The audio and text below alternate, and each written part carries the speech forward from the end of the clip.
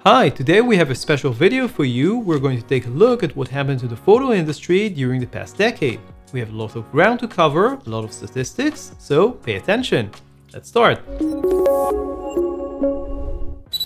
Earlier this month, CIPA, the Camera and Image Products Association, published the camera industry statistics for 2020. And this is a great opportunity to publish our extensive decade-long look at the camera industry 2010 to 2020 and see the rise and fall of the digital camera industry and try and predict what will happen next.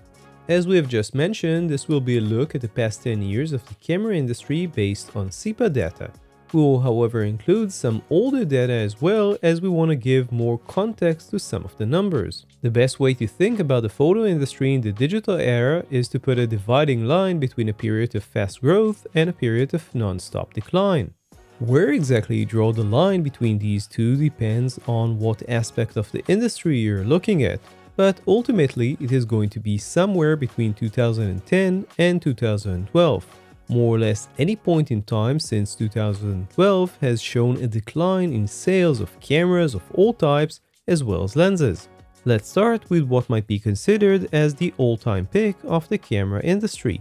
When it comes to cameras sold globally, that happened, as we can see in the graph, in 2010 with no less than 121 million cameras sold worldwide. Interestingly, this was also third of the number of smartphones sold that year and probably one of the last times these numbers were even remotely close to one another. Looking at the interchangeable lens camera markets, DSLRs and mirrorless, we can see that the all-time high came in 2012 with 21 million units sold globally, out of which 16 million units were DSLRs and about 4 million units were mirrorless. Just for comparison, at the same year, compact cameras, basically fixed lens cameras, sold over 79 million units worldwide. When it comes to lenses, 2012 was a top year for sales with over 31 million lenses shipped globally. This was close to third the number of total cameras sold that year and 10 million more than the number of interchangeable cameras sold in 2012. As we have mentioned before, the fall of the camera industry started somewhere between 2010 and 2012 and really became evident in 2013 when the number of cameras sold dropped to only 61 million units, basically halving the entire industry. Another 3 years forward and we have seen an even bigger drop by more than half in 2016. This drop was no doubt due to the increased adoption of camera phones, which finally achieved reasonable photographic results for the average consumer around that time. For the interchangeable lens cameras and lenses, 2012 was the start of the big fall. A lot of the sales around that time were for entry-level cameras and kit lenses, and as time went by, the convenience of smartphones seems to overshadow the true image quality benefits those cameras had over smartphones. The global market for interchangeable lens cameras dropped from 21 million in 2012 to only 13 million in 2015 and again to 8.2 million in 2019. This is more than 60% decline in sales in 7 years for a market segment that was not that big to begin with. Lens sales followed a very similar downhill trajectory, going from an all-time peak of about 31 million units in 2012 to only 21 million units in 2015 and to less than 14 million in 2019. COVID made a huge impact on the industry in 2020. How big? Well, both in the interchangeable lens cameras and in lenses we see over 36% decrease in sales in a single year, the biggest drop in these two categories for a long time. Compact cameras also dropped by almost half, but to be honest, that number is not really surprising anymore. Interestingly, we would have expected that in 2020 at least some new users will be buying cameras for use as high-quality webcams for online video conferencing, but this doesn't seem to be the case, at least not in the way that increased sales dramatically. This is despite the fact that all major camera manufacturers released webcam software for use with their cameras during 2020. We think that COVID affected the camera market in more ways than some people might initially consider. Here's some of our thoughts on this. Feel free to add your own in the comments. The first point is quite obvious. Many professional photographers found themselves struggling to find work in 2020. There were far less weddings and events, almost no conferences, expos, sport events, concerts, and activities which required pro photographers. Less income typically means less money to buy new gear.